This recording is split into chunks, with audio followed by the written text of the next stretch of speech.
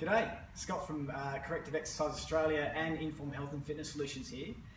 This is a question that I get asked a lot, both from the runners that I actually train as a practitioner and the people that come along to our Run Strong workshop.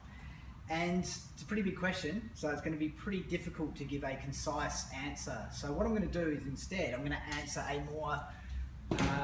more specific question about stretching and running. And that question is going to be, will stretching affect my running economy? Will pre-stretching before a run affect my running economy?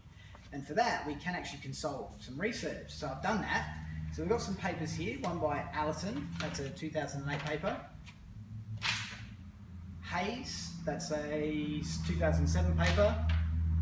And Nelson, that's a 2001 paper. And each of those papers found that pre-stretching prior to a run had no impact upon running economy. So what that means, it impacted it not at all. So it didn't help or it didn't hinder running economy. Now, the thing with those three papers is they were very general stretching programs and they were for people who are otherwise healthy. A paper that I find quite interesting is this very old 1989 paper from Goges and colleagues, which looked at stretching across the anterior hip. And this paper did find that those that tested as being tight or short through the anterior hip did improve their running economy after a bout of stretching prior to a run. So that, I think, is quite interesting, and it's a shame that this type of paper has not been replicated, this type of research study has not been replicated.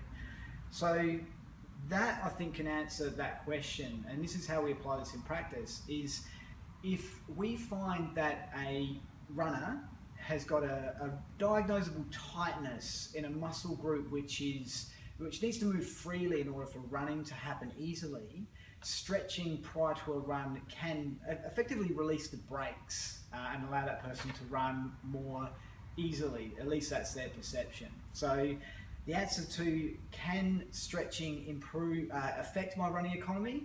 The answer to that would be, depends. Are you tight?